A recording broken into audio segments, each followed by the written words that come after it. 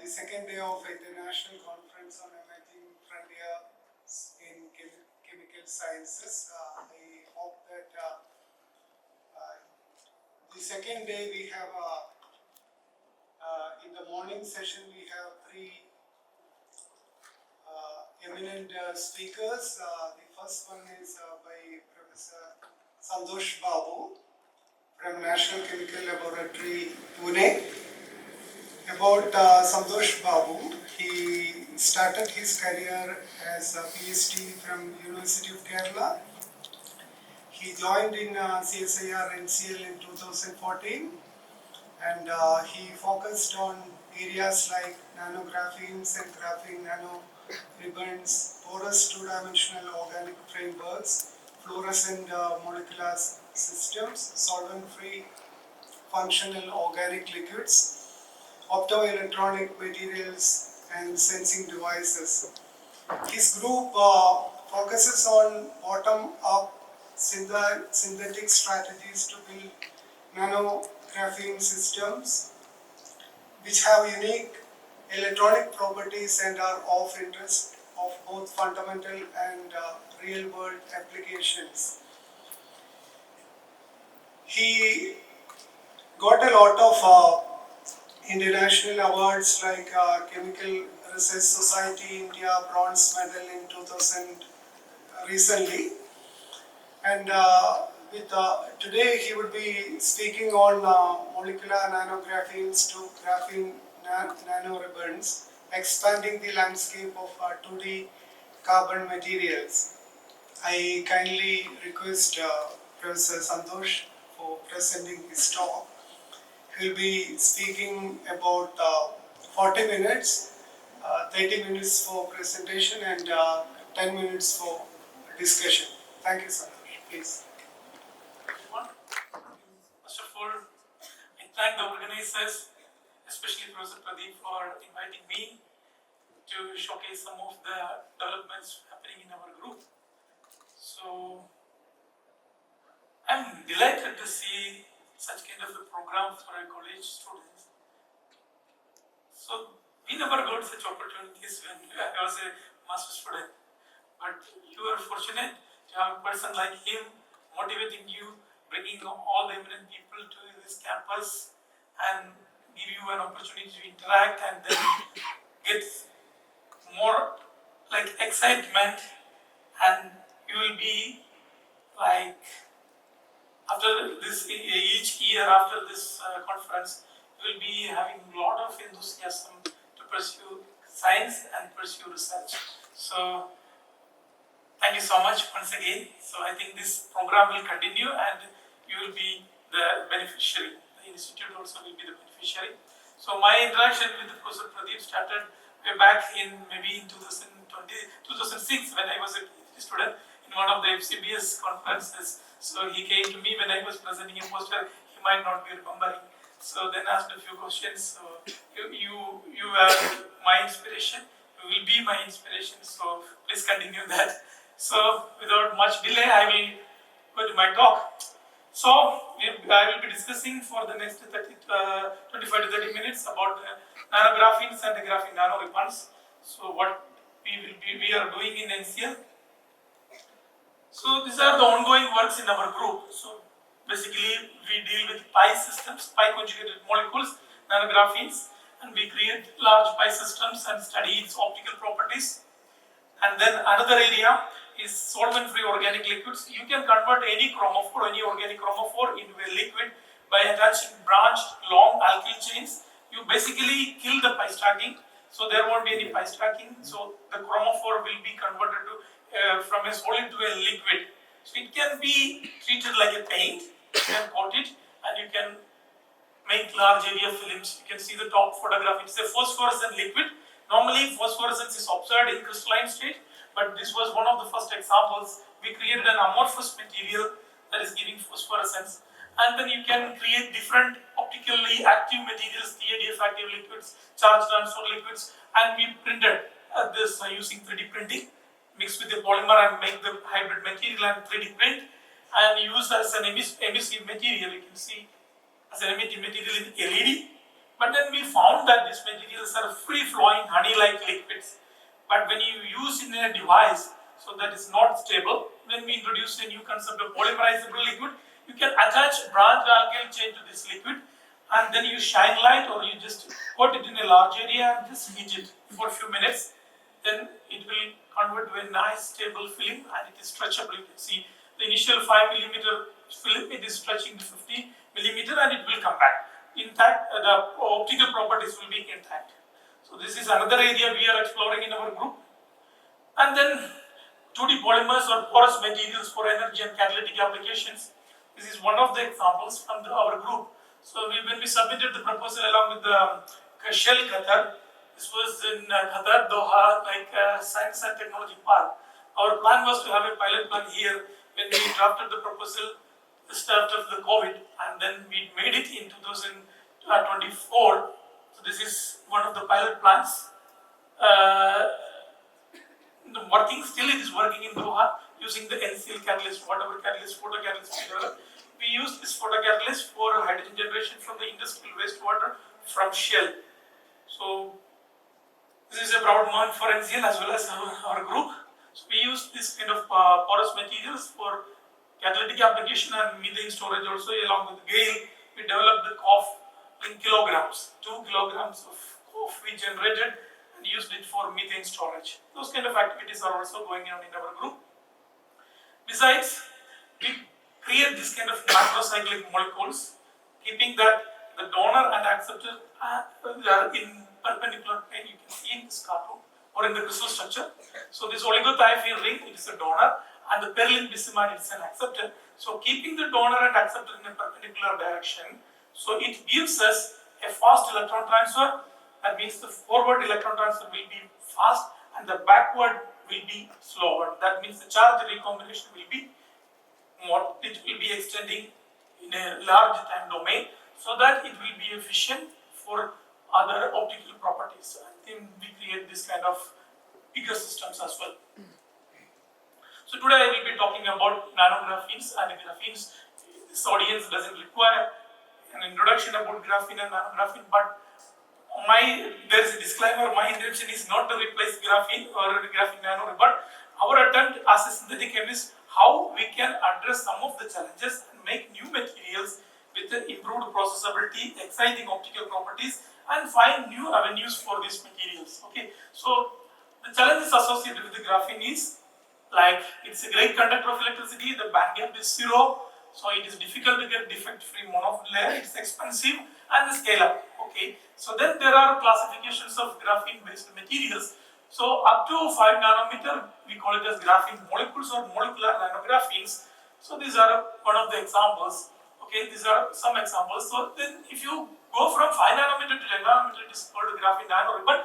It's in one dimension. Then going to graphene quantum dots and then graphene. Okay, we play with this range. Okay, 1 to 5 nanometer or 1 to 10 nanometer. So as a synthetic chemist, what we are planning to do is to cut out the graphene sheet. You can see we can make different shapes from this single sheet and then study its properties. Okay, so the advantage is you can have structural precision. You can make molecule with a non-molecular weight, non-structure. You can modify it. You can dock with different heteroatoms. You can tune its optical properties, its band gap. Then you can use it for different applications rather than limited to 1 or 2 applications. Okay, this is our approach. So these are the 2D materials, but you can introduce helical distortions in this. That means you can introduce helical sense to this 2D material. Then you can study its optical properties. Optical properties, then you can introduce helicity. Then you can study the optical properties. So these are some of the examples of the cutouts made from graphene sheet and in having chiral sense. Here also you can see. So these are the orthofused pencil rings that is arranged in a clockwise or anti-clockwise manner, giving helical sense to these materials. Okay. Then another thing is you can create defects. Normally defects are not well appreciated. Okay, when you have defects, the material property might be compromised. But in graphenes, if you have defects, it is the advantage. Each defects will give you new properties, new avenues.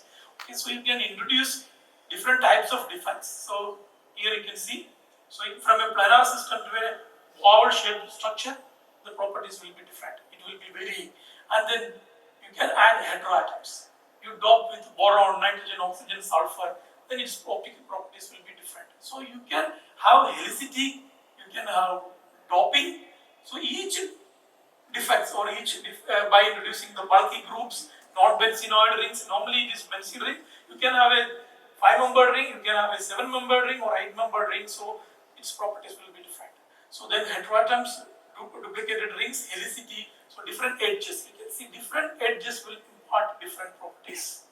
So why defects are important? What is the advantage? Okay, to enhance the processability. When you have a helical system, it will improve the solubility. You can process it, like you can dissolve and make thin films very easily.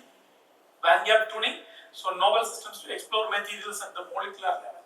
So these are the basic things what we are trying to address. Okay, the heteroatom doped with helical nanographenes, this I discussed already. So you can dope with different metals, different elements. Then we are introducing one more dimension to it, helical harmony. You introduce heteroatoms, you introduce helicity. Then the properties will be entirely different from a planar system to a helical system. So our target is this small nanographene segment called HBC, hexabenzocorone. It is established by Klaus Mullen and his co-workers. They worked for decades. They established everything. The synthesis strategy is well known, well established synthetic protocols, and it has been proven that this material is well known for charge transport in solar cells, in offsets, and then self-assembly, etc. So we were starting with this one in just after the COVID. So I will be talking about 3 different aspects today. If time permits, one more. So the first one is heteroatoms, multiple resonance effect. So Gitu was the first successful person from our group developing a helical nanographene with boron and oxygen doping. You can see the structure.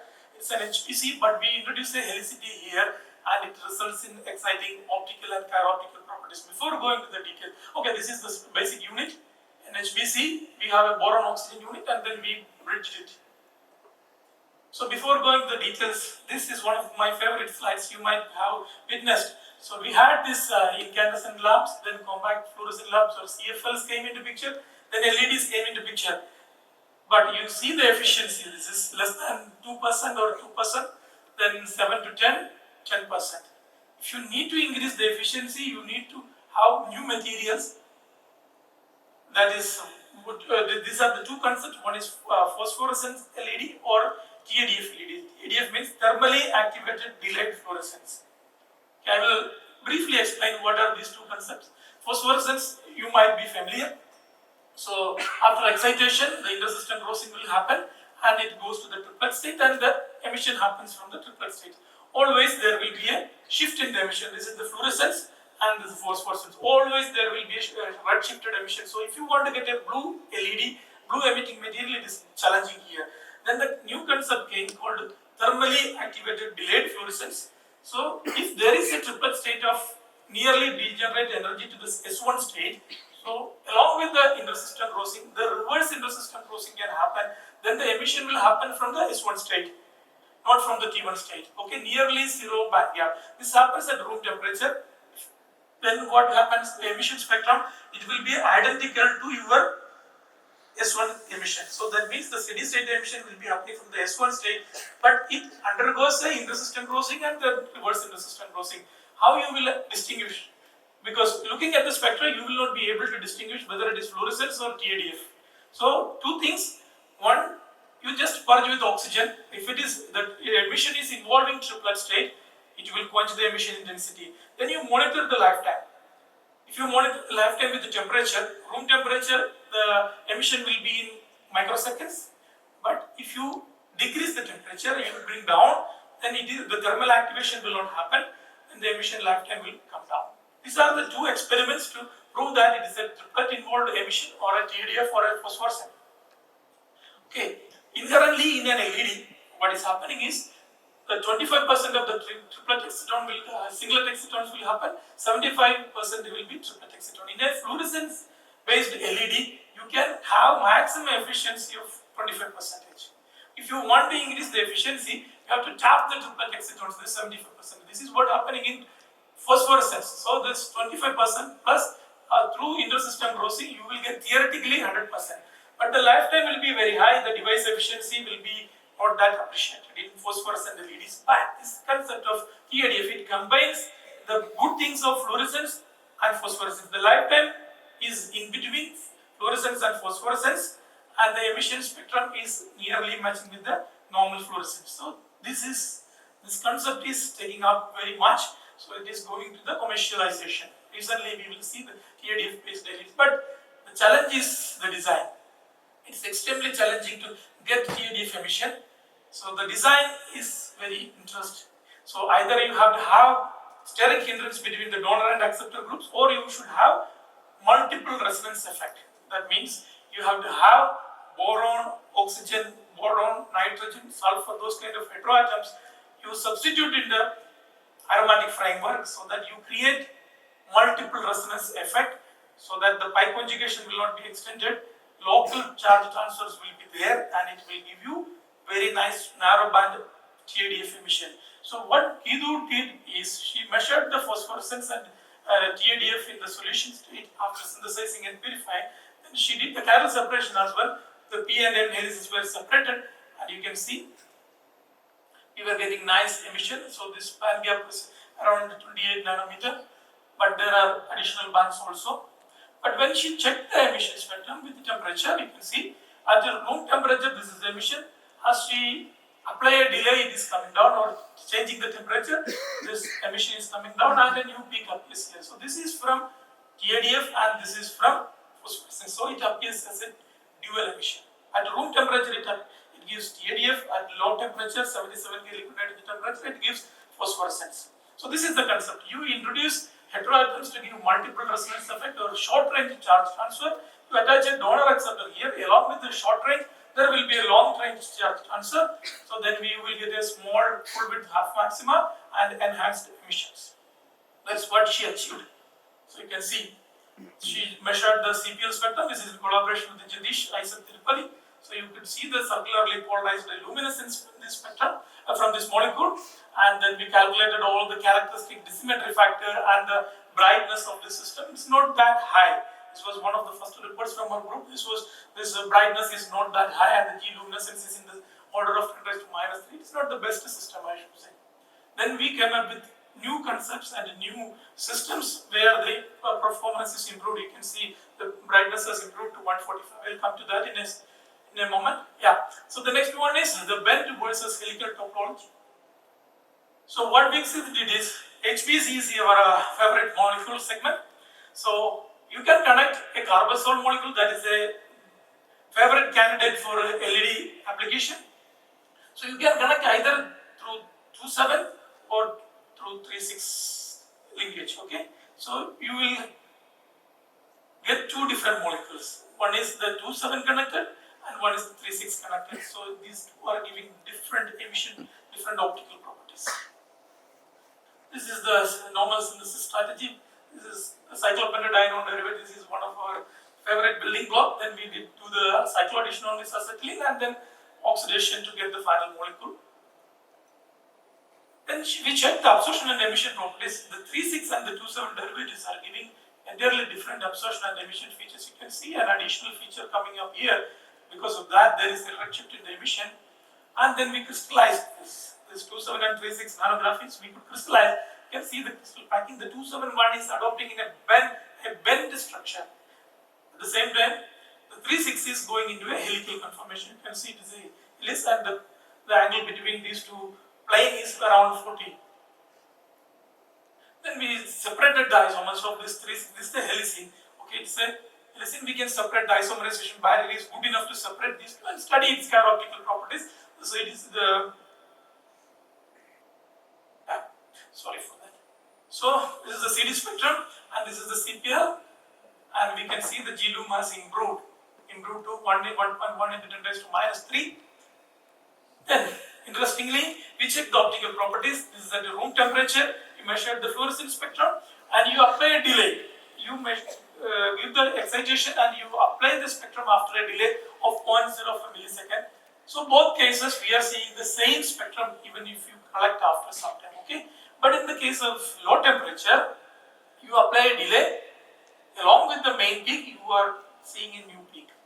That peak is, this is from the TADF and this is from the phosphorescence, and you increase the delay. You increase the delay, what is happening? This peak disappears, and at 77K with a delay of 30 milliseconds, you see only the phosphorescence. Both cases, okay, 36 and 27. Then we compared these two. So this is for 36. You can see the steady state emission and the delayed emission, the prompt and delay emission, and the phosphorescence here also. But when we compared these two, you can see when we compared 27 and 36, a huge enhancement in the phosphorescence emission intensity for the 27 nanographene, and that is witnessed in an afterglow emission to 36 nanographene.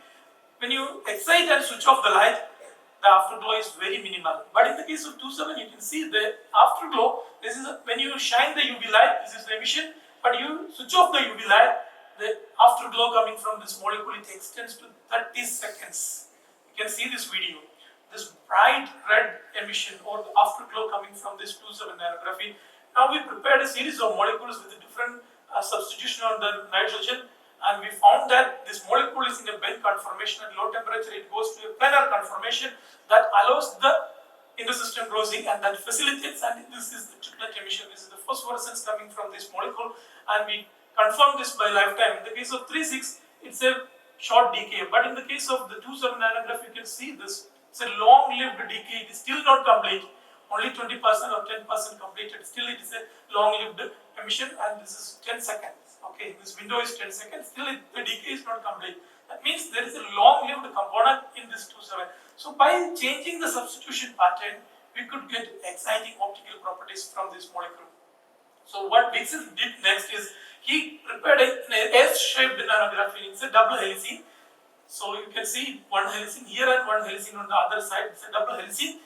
Then he used this for as an electrode in a lithium ion battery. It's in collaboration with the Dr. Krishnamurthy in CSR and CL. I will explain the exciting results from this work. So similar to the previous work, cyclopentadiene is our key intermediate. Then we add the acetylene and do cycloaddition and then oxidation to get the S-type helical nanographene. It has good fluorescence. Then we separated the isomers through recycling HPLC, chiral HPLC. So we got a mixture of MP and PM, and we could separate the MM and PP. It's a double helicene, you have to remember that. Then we characterized by circular dichroisis spectroscopy. You can see the mirror image CD confirming that these are enantiomers. Then when we checked, we were fortunate to get the crystals of these molecules. So the one, it is the MP, okay. MP, it is in this case the arms are going, one is up, one is down, and the extended packing is shown here. And in the case of MM, you can see both the arms are either up or down, okay, MM and PP. So these are diastereomers giving different packing. So the unit cell, you can see the number of molecules are different. Okay, this is here only 2, here 4 molecules are there. So that gives a hint that the properties coming out from these molecules will be different. So then we collaborated with Krishnamurthy, and then they provided exciting data. It's giving the racemic mixture. This is the racemic mixture. It gives very good specific capacity and then good stability. Also, we stopped at 6,000 cycles. It is stable. Okay. And then we did detailed electrochemical analysis, and they found that the charge transfer resistance on cycling, it is reducing. You can see from here to here. Upon increasing the number of cycles, it is reducing. And then this value, whatever the specific capacity we obtained, is higher than the commercial graphite, maybe because of the reduced stacking between those. Because of the helicity, more exposure will be there for the electrolytes. Then this is the explanation what we provided. When we check the void space, in the case of MM and PP, the void space is less. But in the case of MP and PM, because of the packing, the void space is more. And we confirmed with it from HRTM images. So the despacing is 3.14, but here it is 5.8. The despacing is more void space is there. It allows the electrolyte to go inside or they expose more active sites here. And when you observe that, The specific capacity is around 150, but in this case of MP and PM, it is almost double, 300.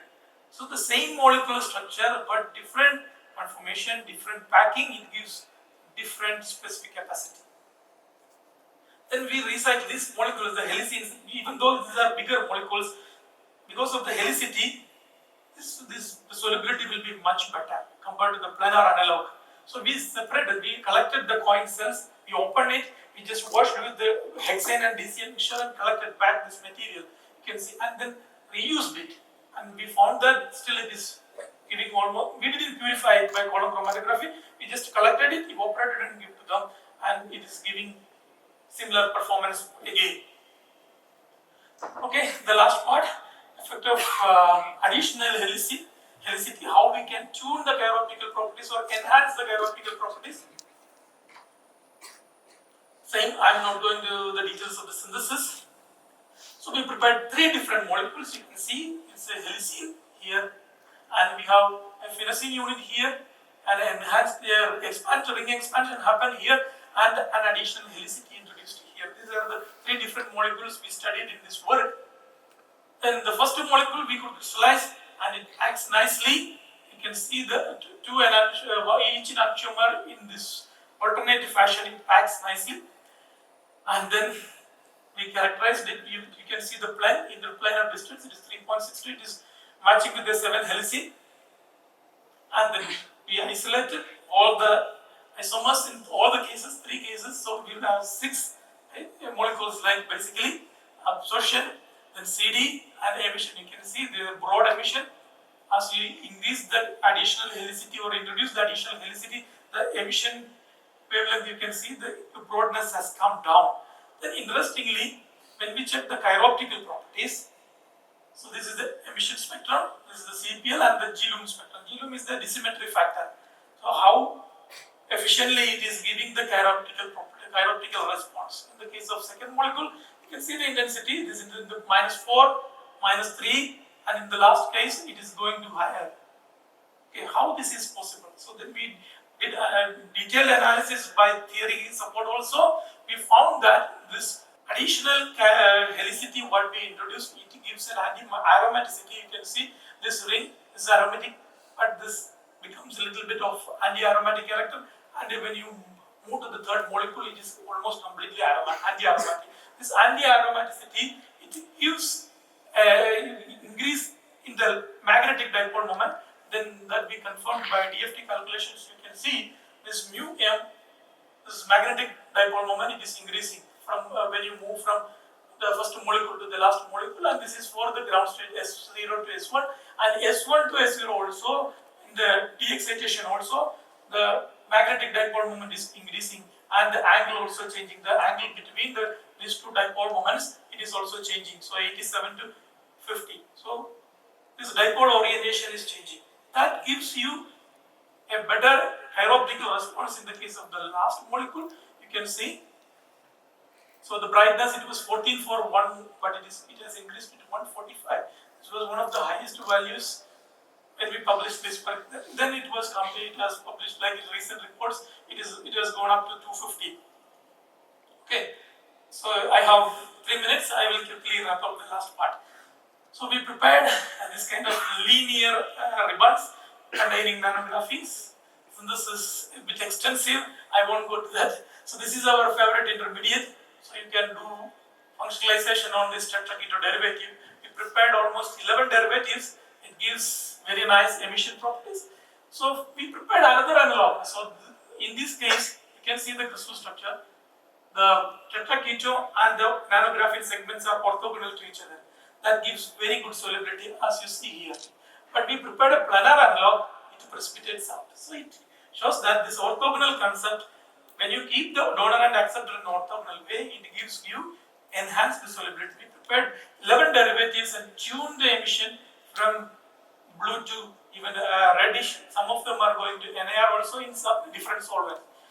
Then we used this intermediate 5 tetraketo derivative and reacted with this amine to prepare the dimer.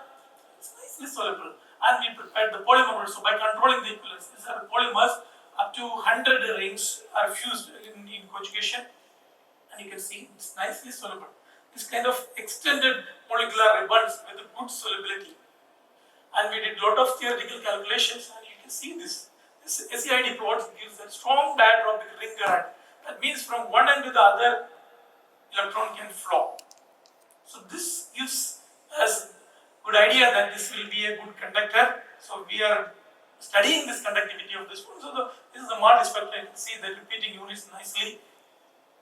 So, but we couldn't get a monodispersed system. That is one of the drawbacks. Here we are working on to get how we can improve the to get the monodispersed systems, and we found that in the multi we could see 30,000 Daltons. So that means 100 linearly fused rings like this. 100 rings are fused. Still, it is giving very nice solubility. But show you just one slide. I shown this orthogonally functionalized system. So in line with this, the good thing is in this system, I told you the electron transfer and back electron transfer, how it is affecting. I will show you in this summary. See here. So we studied with the transient spectroscopy that the charge transfer, the electron transfer happens so quickly. So in 1 picosecond, in 3 picosecond, the electron transfer is happening. But the back electron transfer is not happening that easily. You see, around 250 picosecond it takes in the case of TSP2. That means the full typhine and the perylene. So electron transfer happens fastly, but the back electron transfer is not happening fastly. So that means the charge separation is so efficient in this system. So this gives us a confidence that we can. And then in between, when we were working on this, another group from Germany, they published this. So you can see the difference.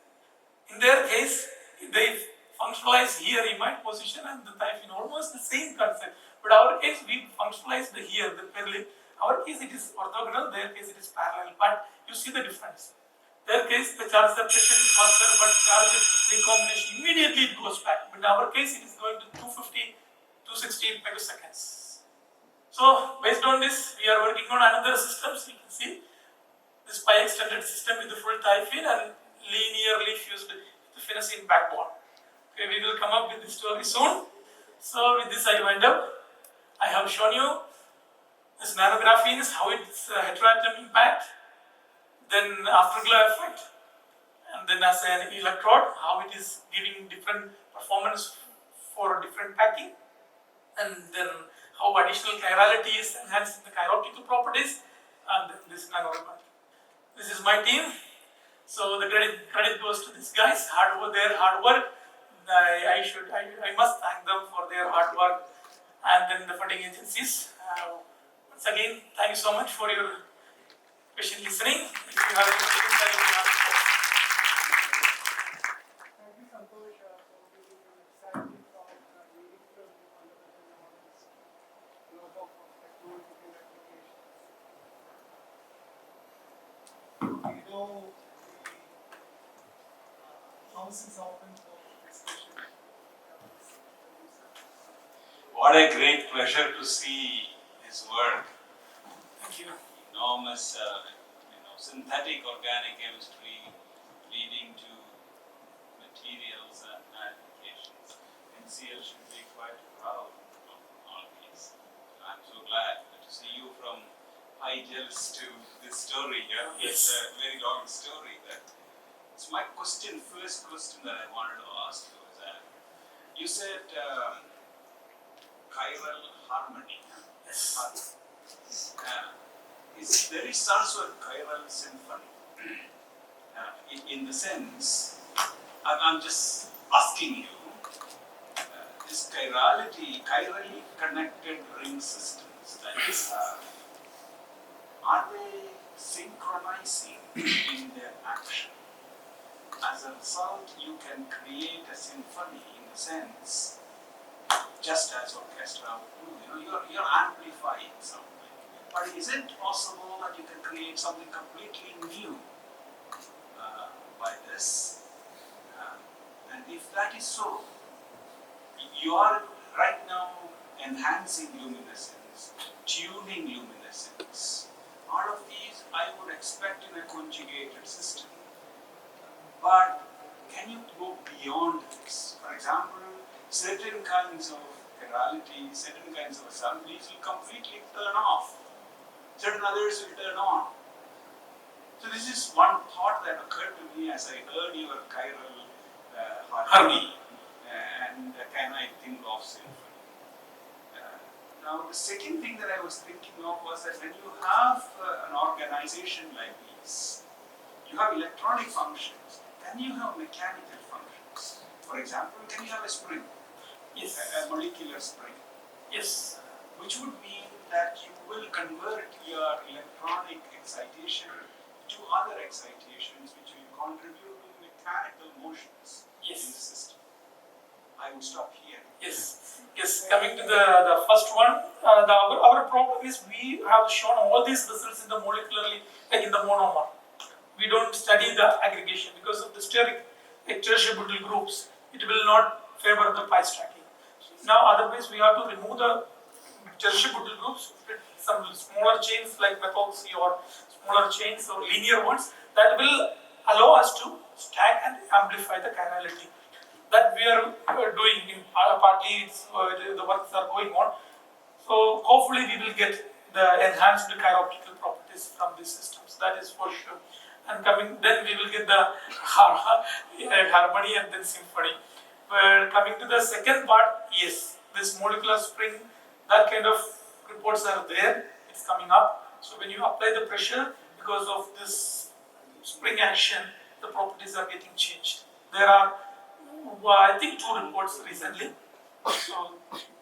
So what we are trying is, we are trying to increase the helicity, number of turns, and then study it.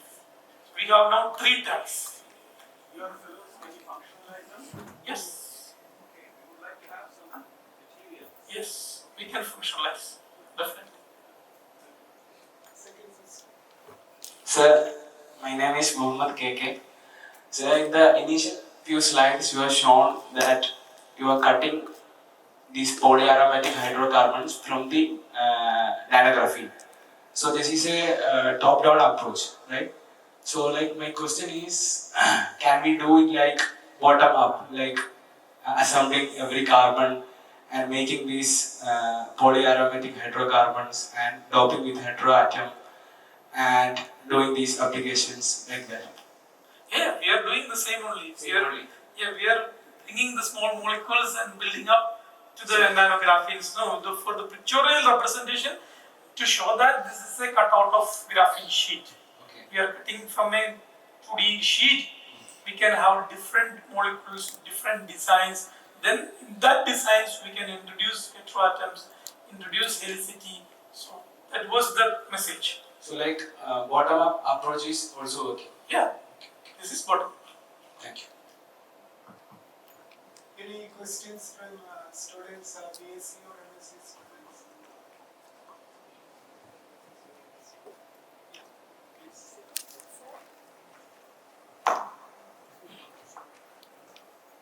I'm Safia, a second year BSc chemistry student. You mentioned a term COF which will capture methane. Yes. Is it also a graphene derivative? No, it's not a graphene derivative. It's a, I can show you, maybe after that talk, I can show you the structure of the COF. It's a different one. It's not based on nanographene. But now we develop many nanographene based COFs. I also have another question. You also mentioned TADF, which is Yes. more efficient than LED. Is it available in industry now? It is going to be commercialized soon. Yes, because a lot of research is going on. Because it will give very good efficiency compared to the fluorescent LEDs, what we are currently using in organic LEDs. Because it will have much more efficiency. So it is coming to be, maybe in 5 to 10 years it may be commercialized. I am 100% sure. A lot of companies a lot of startups are there working on this TADF materials, especially in Japan, Korea. Thank you, sir. What is the enhancement in the efficiency so far in the international arena? Yeah, now it has come to 20-25%, from the 10 to 25% or 30%. So 30% if you can get, that is good enough. Because you can have the triplet and singlet excitons. Fluorescent LED is only singlet you can have. The triplet will be deactivated. So you will not get the efficiency. So that is more than 50% reduction in the overall power. Okay, thank you, Mike. I request Professor Muhammad Shaheen Tayyib to present token of love.